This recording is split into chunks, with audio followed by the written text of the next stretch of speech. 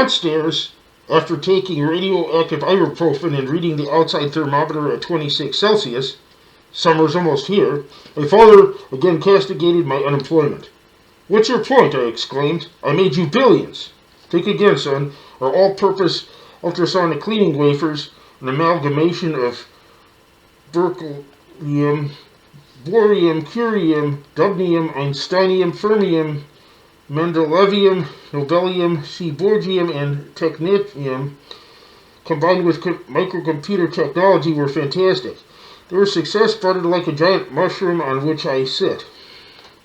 But workers from the Transcontinental Afro-Eurasian Alliance stole our blueprints to newer, cheaper models, replacing current assimilations of precious elements. While your generation of Americans atrophies your minds watching implanted TV and other flatulence, they've beaten us. Our stocks will be worthless." He was right. Overconfidence over our supposed peace-time resistance caused complacency, hence tremendous oversights. Our wafers, dime-sized discs attached in horizontal patterns along sternum and spine, cleaned everything. Bathing, showering, house cleaning, regular toilet use, mouthwash, and clothes washing became obsolete. Their ultrasonic wave production reverberated dirt particles and superfluous bacteria so violently they disseminated earthward. Electric eyes on domestic and street robots sensed when waste reached critical mass, activating janitorial mechanisms.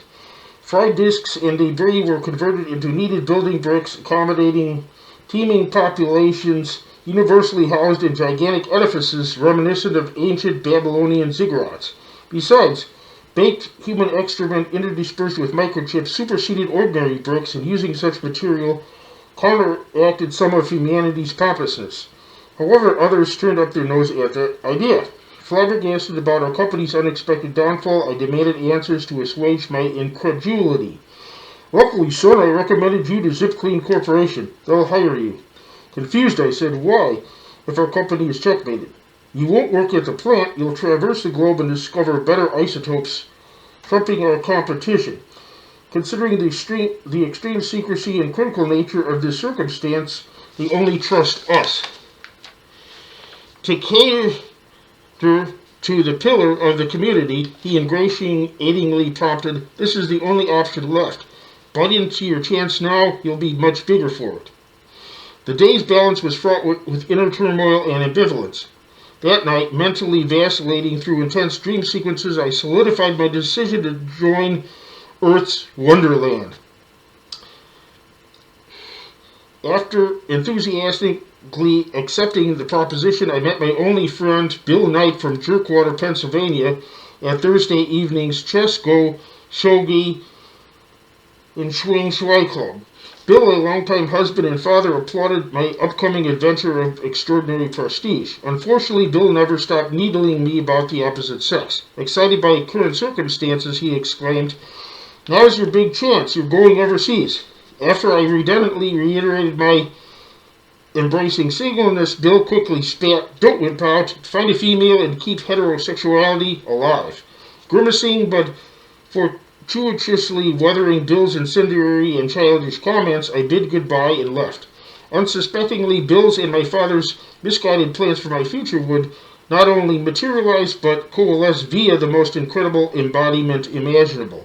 Monday morning, my family wished me bon voyage. My mother packed an exorbitant conglomeration, including food subject to spoilage and a near-worthless cell phone. Cell phones technology expanded dramatically, but other electromagnetic technology also crescendoed. Their similar megahertz frequencies interfered with cell phone signals, thereby denigrating them back to square one. After heartily hugging my parents, who sneakily slapped on his satellite tracking device, and nuzzling our cat Egypt, my first destination commenced via bullet train.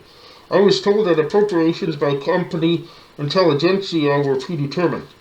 SipClean representatives supposedly contacted my prospective hosts, communicating in their native language exactly how to escort me while concealing the mission's nature.